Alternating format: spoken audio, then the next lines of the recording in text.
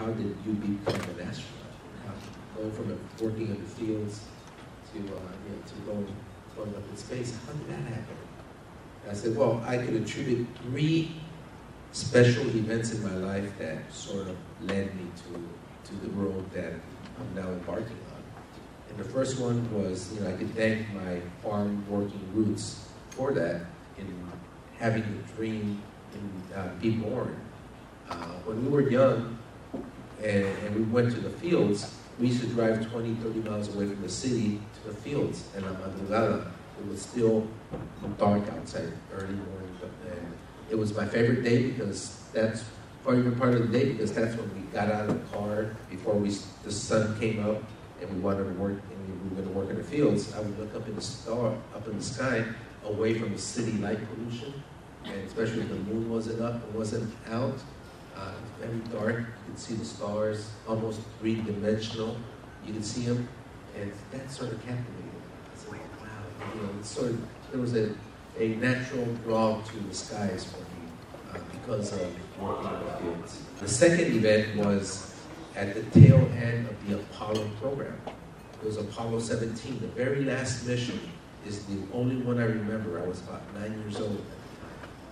And what used to happen during that time is during the moonwalks, when the man was walking on the moon, they would preempt programming, TV programming, and they would show the moonwalks live. It would be Walter Cronkite showing the moonwalks. And everybody in the U.S. and the world would stop and watch the moonwalks in awe. And our family was no different. Only difference is we had instead of having a nice new color TV, we had an old black and white TV. And when something important came on, he would have me adjust the antenna as well. And of course, as soon as you grab the antenna, I know this now because I'm an electrical engineer. As soon as you grab the antenna, you're well grounded, so all of a sudden the image improves. So guess what my dad would say?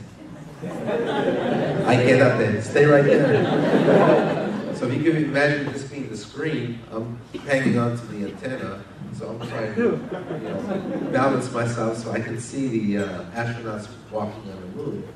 And while the family is sitting on the sofa, nice, enjoying the whole show, I'm hanging on and standing there. I tell my siblings, my older siblings now that, it was through osmosis that I became an astronaut. The images came from the antenna, and here it came from my body. I said, if they would have had adjusted the antennas, I said, maybe you guys would have been astronauts. And then I would sit down in front of the TV on the floor, and I would watch the astronauts. It's 1/6 the gravity. Looks like they're bouncing on the moon in slow motion. If you ever see those pictures. And then I would go outside. It was dark, and the moon was full. I would look at the moon, stare at it for a few minutes, come back, sit down, watch the astronauts on the surface of the moon, go back again and do the same thing, stare at the moon. And to me, it was kind of like an awe. I said, man, I can't believe they're up there. And then that's when I told myself, that's what I want to be. I want to be an astronaut. And the dream was born at that point. And my parents, they could have squashed that dream, upon sharing that dream with them. They only have a 3rd grade education. They could have said, Mijo, don't shoot for so high, or just finish high school, or just go to college. But instead, they nurtured that dream. They fed that dream. They were smart enough to realize that what they did is they gave me the license to dream. And that's what it's all about. We have to give everybody the license to dream. And me decían, yes, mijo, with a good education and working hard, anything's possible. So they empowered me to believe that I could do it. The 3rd event was late in my high school career. I was a senior in high school. I already knew I was going to college, major in engineering. But I heard some stunning news that sort of made me reflect upon what I really wanted to do. And that was that I heard that the first Latino astronaut got selected by NASA. And this was none other than el costarricense, Dr. Franklin Chang Diaz. And, Chang Diaz Okay, Chang no me parecía mucho, but Diaz, yeah, Diaz was like Hernandez, right? That's Latino.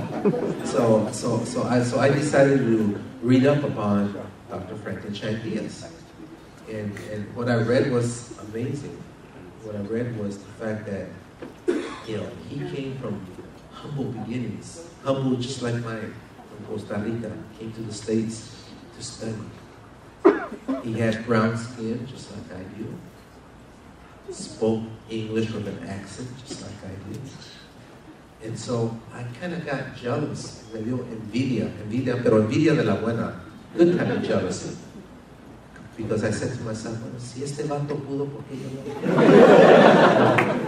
If he could, why can't I do it? And that's the importance of role models.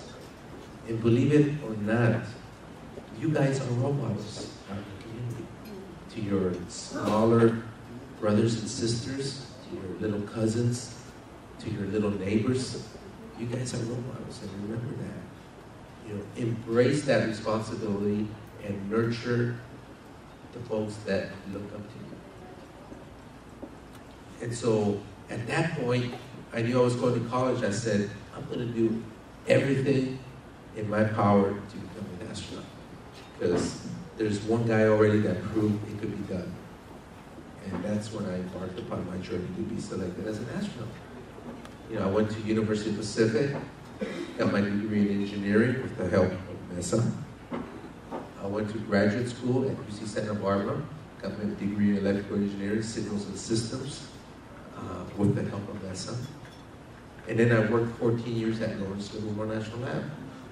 What I did at the lab was I selected projects that were consistent with how NASA would look at me in terms of applying as an astronaut.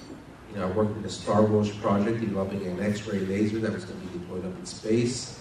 Worked on the development of an X-ray mammography system, medical-related project that I think NASA would have been interested. And then just as they signed the agreement that they were going to build the International Space Station between Russia and the US, that's when I worked in the nuclear non-proliferation arena to go to Russia and help them disarm their nuclear weapons.